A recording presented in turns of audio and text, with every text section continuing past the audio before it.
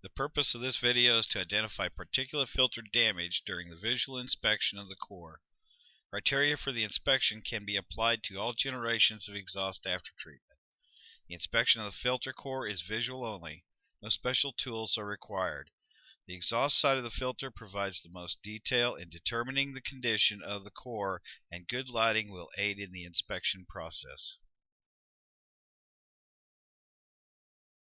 Surface damage is any gouges or scrapes on the surface and cannot exceed 1/2 inch in length and 1/4 inch in width, and no deeper than 1/8 inch. Also, any loss of substrate plugs across the surface is considered surface damage. Open cells along the outer edges cannot exceed 3 rows in from the edge. Surfaces with numerous gouges that do not exceed the tolerance criteria cannot exceed a total of 5 blemishes across the entire surface area. Vertical cracks are visible at the surface and may be seen on one or both sides of the brick. Vertical cracks may propagate in different patterns that may spider across the surface or run uniformly parallel or perpendicular with the cell walls.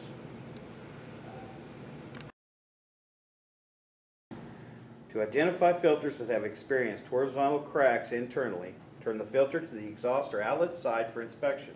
The exhaust side of the filter can be identified by an embossed arrow on the can showing flow and points to the exhaust side of the filter, or by careful consideration of the mounting flange characteristics. The exhaust side of the filter should have no signs or evidence of soot. Horizontal cracks run laterally through the brick. Cracking begins around the outer area of the substrate brick and propagates to the center, but cannot be seen at the surface of the brick. Internal horizontal cracks in early stages leave traces of soot in a ring around the outer edge of the outlet side of the filter.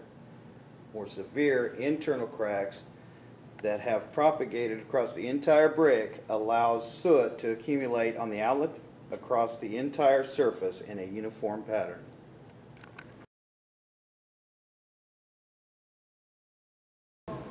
Foreign matter blocking the surface pores of the substrate cause damage to the cell plugs during removal.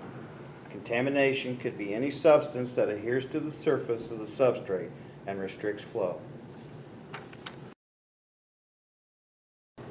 Internal fusion breakdown allows soot to accumulate on the exhaust side of the filter and can be identified as spots of soot or evidence of soot in non-conforming patches on the outlet surface. Fusion or melting of the substrate brick and the severity of the failure can be localized internal hotspots known as fusion, or as extensive as complete exothermal breakdown that can be seen by massive deterioration of the cell's walls extending to the surface of the brick. Slipping of the brick can be identified by reduction of clearance from the outlet surface area to the outlet flange of the filter can.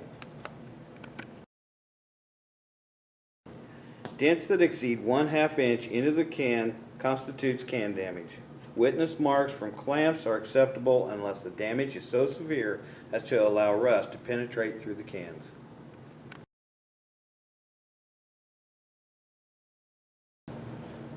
Flange damage is a distortion of the mating surface of the filter can at either the inlet or outlet clamping area, and bracket damage is a distortion of the bracket. To correctly identify DPF damage key points such as direction of exhaust flow, specific characteristics in substrate brick damage, and soot patterns are important when inspecting particulate filter core for potential damage.